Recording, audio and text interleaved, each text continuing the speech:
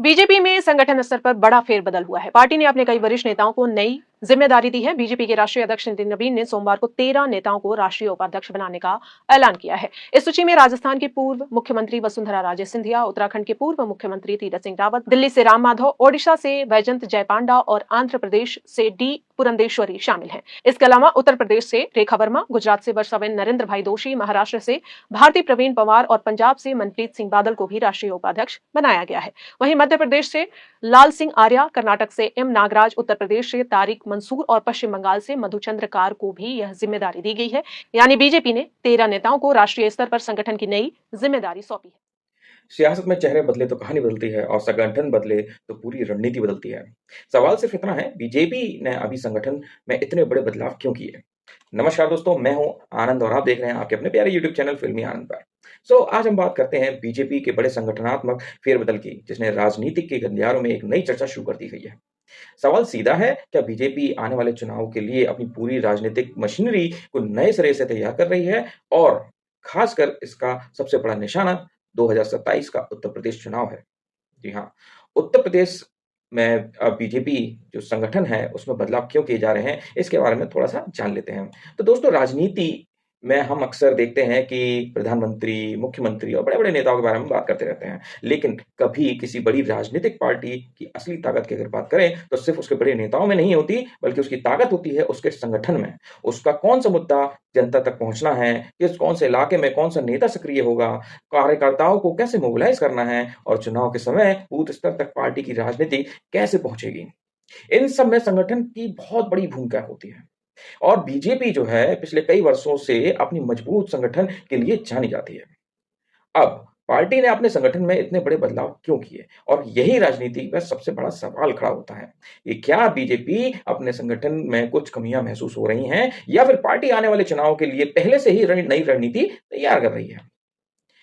अब सवाल कई उठते हैं, जैसे कि पीयूष गोयल की वापसी क्यों एक महत्वपूर्ण है?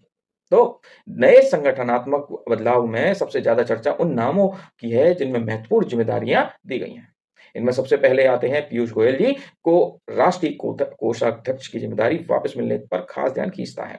किसी भी राजनीतिक पार्टी के लिए संगठन और वित्तीय प्रबंधन बेहद महत्वपूर्ण होता है। इसीलिए किसी अनुभवी और वरिष्ठ नेता को ऐसी जिम्मेदारी देना यह संकेत दे सकता है कि बीजेपी अपना संगठनात्मक और वित्तीय ढांचे को मजबूत करना चाहती है। लेकिन कहानी सिर्फ इतनी नहीं, असली नजर 2027 के चुनाव पर है। दोस्तों, अब आप सबसे बड़ा सवाल आता है कि उत्तर प्रदेश में 2027 में यूपी में विधानसभा चुनाव होने हैं और उत्तर प्रदेश सिर्फ देश की सबसे बड़ी राजनीतिक राज्य नहीं, बल्कि यहाँ की राजनीति की असर दिल्ली की सत्ता पर भी पड़ता है। बीजेपी के सामने बड़ी चुनौती भी है। पार्टी को मजबूत संगठन रखना है और कार्यकर्ताओं में जोश बनाए रखना है। विपक्ष की जो रणनीति है उसका मुकाबला भी करना है और सबसे महत्वपूर्ण, जनता के बीच अपनी पकड़ को बनाए रखना है। इसीलिए संगठन में अभी बदलाव को सिर्फ रूटीन अपॉइंटमेंट मानना शायद सही नहीं रहेगा। हो सकता है बीजेपी आने वाले समय में नई रणनीति, नए चेहरे और नए तरीके से जनता को तक पहुंचने की तैयारी कर रही हो। सोशल मीडिया भी एक बहुत बड़ा बैटलफील्ड बना हुआ है। आज की राजनीति सिर्फ रैलियों, पोस्टर तक सीमित नहीं है। अब चुनाव का एक बड़ा मैदान है सोशल मीडिया। जी हाँ, जहाँ इंस्टाग्राम है, यूट्यूब है, फेसबुक है, एक्स है, व्हाट्सएप है। ये कौन सा मुद्दा कितनी तेजी से फैलता है, इसका राजनीतिक चुनाव पर बहुत बड़ा असर पड़ता है। इसीलिए बीजेपी में संगठन में सोशल मीडिया से जुड़ी जिम्मेदारियों में भी बदलाव की चर्चा का विषय बना हुआ है। आज का युवा की अगर बात करें तो भाषण पे कम और वायरल क्लिप्स ज्यादा देखता है। इसीलिए राजनीतिक पार्टियों में अब सिर्फ ग्राउंड वर्कर पर नहीं, बल्कि डिजिटल वर्कर और ऑनलाइन नैरेटिव पर भी उतना ही ध्यान दे रही है। लेकिन बीजेपी के सामने चुनौती क्या है? सबसे जरूरी बात यही है कि संगठन बदल लेना आसान है, लेकिन जनता का भरोसा बनाए रखना आसान नहीं।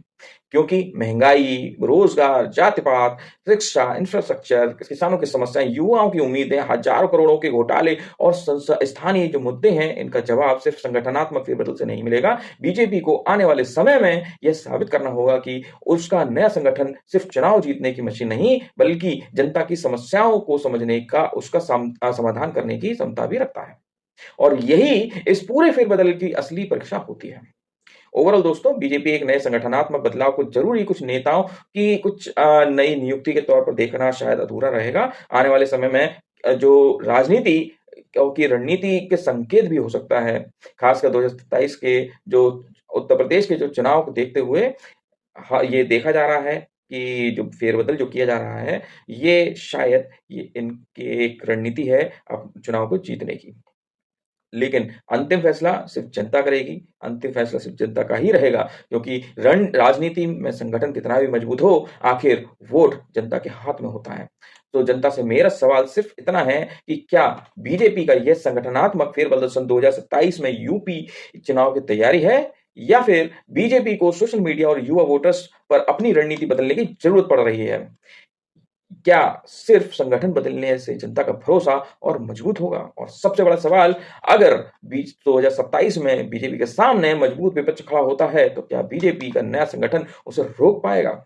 अपनी राय कमेंट में जरूर बताइएगा। फिर मिलूंगा आपसे बड़े राजनीतिक मुद्दों के साथ। तब तक जुड़े रहिए फिल्मी आनंद के साथ। जय हिंद, जय भारत, जय संविधान।